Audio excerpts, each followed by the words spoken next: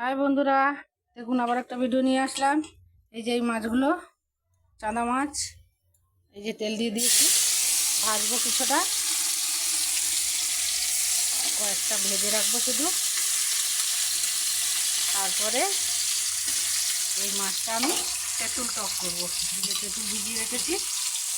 হ্যাঁ, তো আপনারা এই মাছটা কীরকম খেতে ভালোবাসেন বলবেন, আর আমি কীরকম টকটা বানাচ্ছি একটু দেখুন।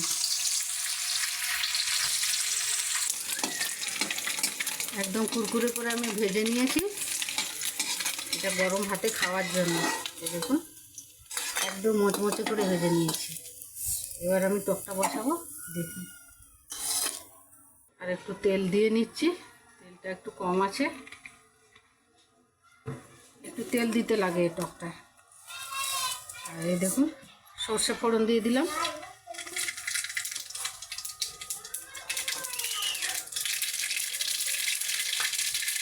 কয়েকটা শুকনো লঙ্কা দিয়ে দিলাম।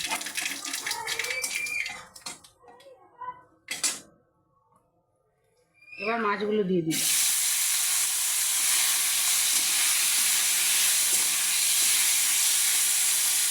এক পিস করে মাছগুলো ভেজে নেব, তারপরে টকটা বসাবো। একবারে টকটাকে ছুঁকে দিলাম, এটা বেশ ভালো লাগে খেতে।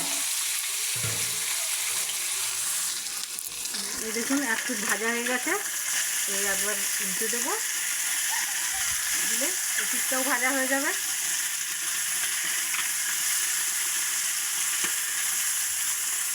লাল লাল করে ভাজা হয়ে গেছে।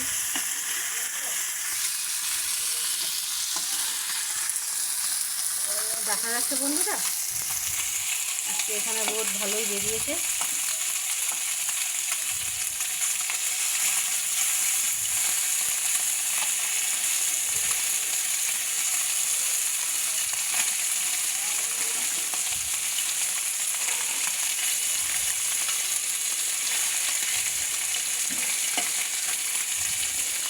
এই চানা মাছটা আমাদের ওইদিকে পাওয়া যায় না, কলকাতার দিকে পাওয়া যায় হয়তো, আমাদের যেখানে বাড়ি ওই দিকটা পাওয়া যায় না। এই যে তেঁতুলের এটা ছেঁকে নিয়েছি,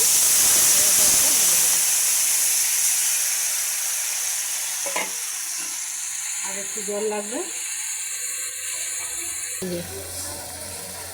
এটা আমার বাবার বাড়ির তেঁতুল, গাছের তেঁতুল, তো মা দিয়েছিল, একদম পুরনো হয়ে গেছে, গত বছর দিয়েছিল, একদম কালো হয়ে গেছে তেঁতুলটা, খুব সুন্দর টেস্ট।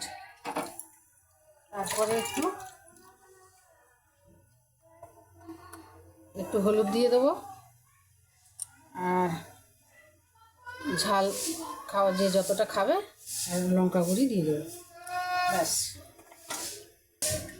এবার নুন, তেঁতুলে নুন দেওয়া আছে, সেরকম পরিমাণ মতো একটু দিয়ে দিলাম। এবার একটু ঢেকে দেবো, ভালো হয়ে মাছটা সেদ্ধ হয়ে যাবে। এই দেখুন চিংড়ি মাছের মালাইকারি হবে, এটা আমি ফাটিয়ে নিই, নারকেলটা দিয়ে পিসবো।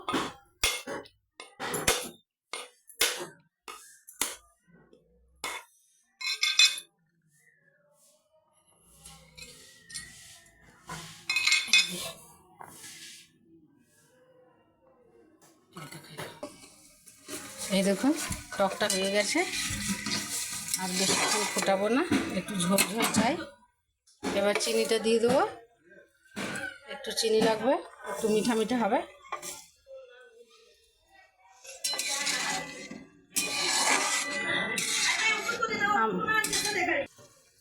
এই দেখুন বন্ধুরা টকটা হয়ে গেছে, এবার নামিয়ে নেব।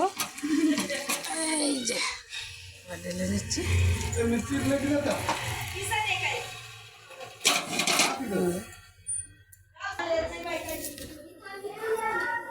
আজকে অনেক রান্না আছে বন্ধুরা, তাই একবারে ভিডিওটা করতে পারছি না, বারবার করছি, তো দেখতে থাকুন, কেন কি বড় হয়ে যাবে তো ভিডিওটা, তাই ছোট ছোট করে করছি। দেখুন এই যে টকটা হয়ে গেছে, এবার চিংড়ি মাছের মালাইকারিটা বানাবো, আবার অন্য ভিডিওতে দেখাবো। বাই বাই বন্ধুরা। আবার দেখা হবে।